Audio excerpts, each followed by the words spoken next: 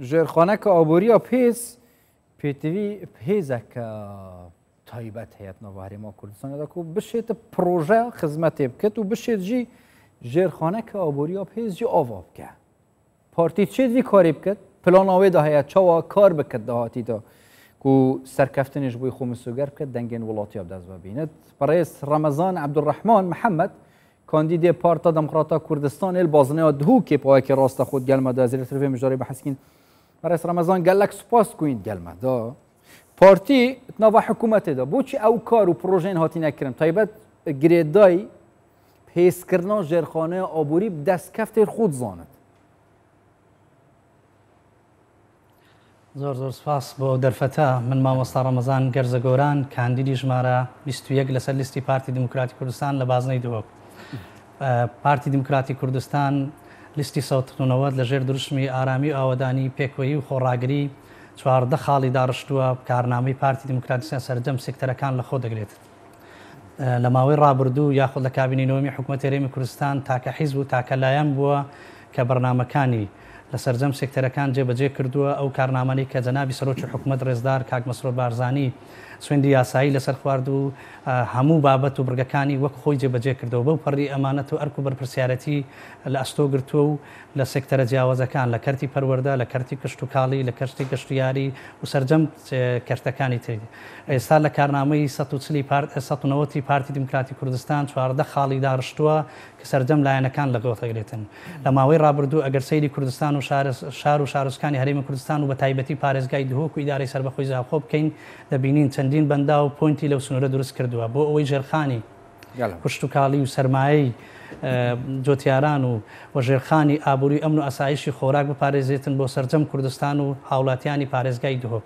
بۆیە تاکە لایەن بووە لە ماوەی ڕابردوو ئێستا و داهاتوش بەرنامەی هەیە و بەردەوامیش دەبێتن و تاکە لایەن بۆ خۆی خاوەندارەتی کردووە لە جۆتیاران لە کرێکاران لە پیشەوەران لە مامۆستایان لە ئەندازیاران لە سەرجەم سین و توێژەکانی تر بۆیە ئەو کارنامەی پارتی هەیەی لەژێر ئەو دروشمەی باسمان کرد ئاوەدانی زیاتر خزمەتکردنی زیاتر و ئارامی و سەقامگیری زیاتر بۆ خەڵکی کوردستان و هەرێمی کوردستان و پارێزگای دهۆک و ئیدارەی سەربەخۆی زاخۆ و دەبارەکەمان بەگشتی دەسەلمێنیتن ئەوەی پارتی هەیەی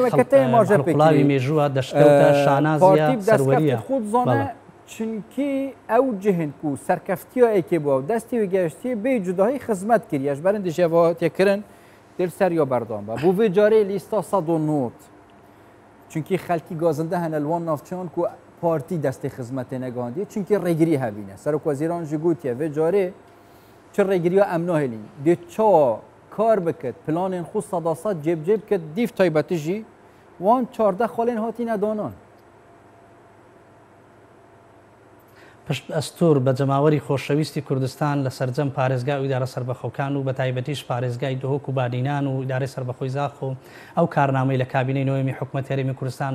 بەڕابەرایەتی ڕێزدار جەنابی سەرۆکوەزیران کاک مەسرۆر بارزانی لە کابینەی نۆیەم پێشکەشی خەڵکی کوردستان و سەرجەم شارەکانی کردووە لە کابینەی دەیەمیش بە سەرپەرشتی جەنابیان درێژە بەو کاروانی خزمەت گوزاریانە دەداتن لە سەرجەم سێکتەرەکان ئەوەی پارتی کردیەتی هیچ لایەنێک هیچ حیزبێک نەیکردو و ناتوانێش بیکاتن ئەو کاروان و خەباتانەی پارتی دموکراتی کوردستان لە سەرجەم شارەکان کردویەتی ئەو پرسیارێکی لە خەڵکی خۆشەویستی کوردستان دەکرێتن هەر شوێنێک پارتی لێ هەبیتن ئەمن و ئەمان لی بەرقرارە هەر شوێنێک پارتی لی دەسەڵاتدار بیتن و دەسەڵاتی و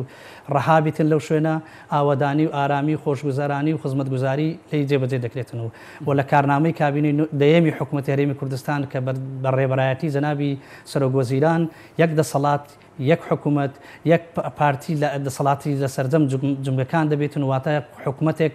لە هەموو کوردستان ئەو ڕێگریانەی لایەنەکانی تر دەکردن وێستا بە دروشمی ڕووخاندن و تێکدان دەیان کرد ڕێک ئەوانن من لیان دەپرسم بە چ ڕوویەکەوە دەستە ناو خەڵکی داوا لە خەڵکییان دەکەن دەنجیان پێ بدەن جگە لە تێکدان و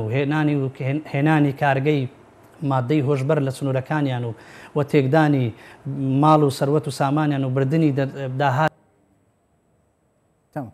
برای رمضان تات آخفنا خود تایبەتی جی ئێماژە پێکرد کابینا دەهێ کوێشتا ژی یعنی کابینا نەهێت خزمەتکردنê da بەردەوامەت ئێماژە بکرد کابینا دەهێ ژی ڕابەرتیا سەرۆکوەزیران مەسرۆر بارزانی دێ بەردەوامەت خزمەتکردنê da ئێدی دەف پارتی یەکلابیە هەشنوکەک و کابینا دەهێ پارتی سەرکردایەتیەت کە و سەرۆکوەزیران مەسرۆر بارزانی دێ پێک بینە ئەvە یەکلابیە تەمام ئەوە بڕیارەکە خەڵکی خۆشەویستی کوردستان و جەماوەری کوردستان بڕیار لەسەرداتە لەبەرەوەی تاکە حیزب و لایەنیش بووە پشتگیری لەو خەڵکی کردووە خزمەتگوزاری و خۆشگوزارانی بۆ خەڵک دابین کردووە ئامن و ئەمانی بۆ خەڵک دابین کردووە و تاکە لایەنیش و تاکە حیزبیش دەبینێتەوە کە بێ ڕکابەرە هەموو لایەنەکانی تر خەریکی پارتین پارتی دیموکراتی کوردستان و جەنابی سەرۆک وەزیران و قیادەی پارتی و جەنابی سەرۆک بارزانی خزمەتی خەڵکی کوردستان دەکەن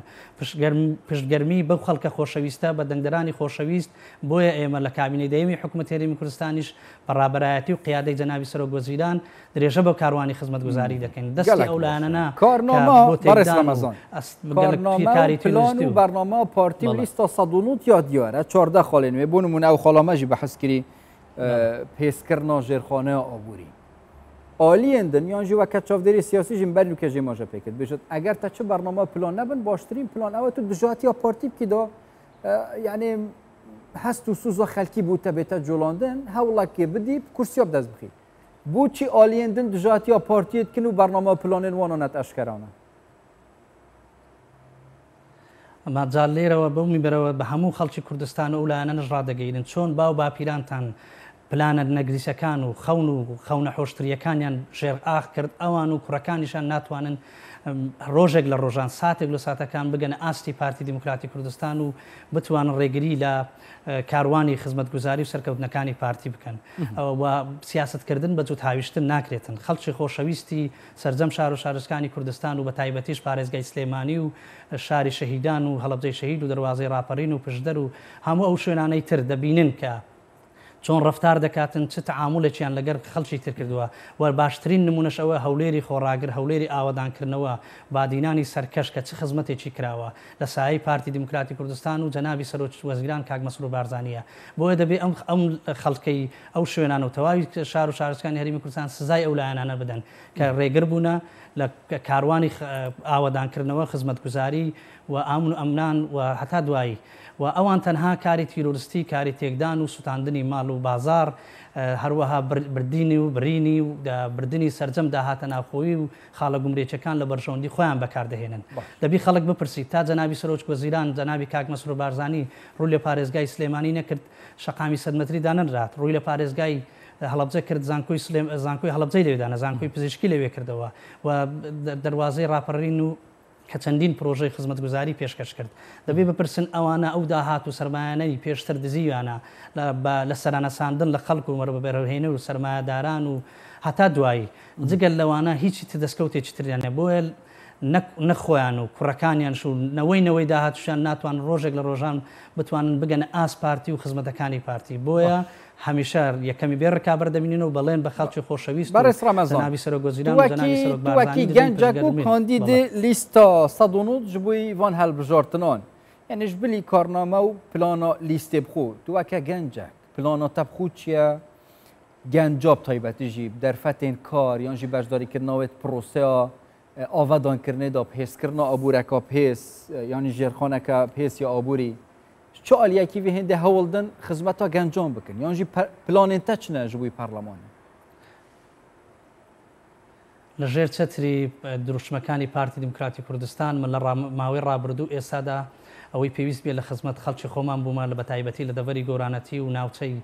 هەرسێ قەزایەکان قەزای ئاکرێ بەردەڕە شێخان ئەوەی درێغیمان نەکردووە بۆ نمونە من لە ماوەی ڕابردوو لە وەزارەتی پەروەردە لە نووسنگی بەڕێز وەزیر دەست بەکار بووین توانمان پەیمانگای وەرزشی لە بەردەڕژدا بمەزرێن بۆ ئەوەی پاڵپشت و پشتیوانی وەرزشکاران و گەنجان بین بۆ ئەوەی لە ڕووی ئەکادمیەوە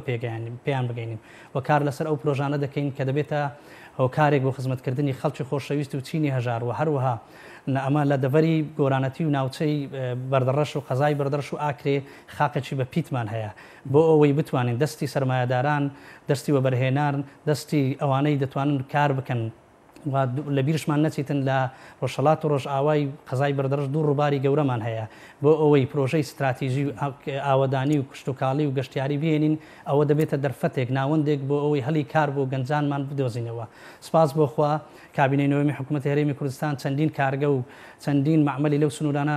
پاڵپشتی کردی و پشتیوانی کردووە لە کارنامەی شخصی خۆشمەوە لە ژێر چەتری پارتی دیموکراتیکان گرنگی بە کشتتوکاڵ دەدەین گرنگی بە دووتیارانی دەبرەکەمان دەدەین وەڵ بەڵێنیان پێ دەدەین چۆن لە ڕابردوو کۆمەڵێک بابەت و بەرەبوومی هەناردەی دەرەوەی وڵات کراوە لە ئایندەش بە پشتیوانی حکوومەتی هەرێمی کوردستان و جەنابی سەرۆکوەزیران لە کابینەی دەیەمی حکوومەتی کوردستان کۆمەڵێک بەرەبوومی تر کە لە دەوەرەکەمان دەوڵەمەندە بە کۆمەڵێک بابەتی تر بۆیە لە خزمەتیان دەبین و کارنامە و پاڵپشتی و پشتیوانەکانمان درێژە پێدەر دەبیتن بۆ جۆتیارانمان بۆ کرێکارانمان بۆ پیشەوەرانمان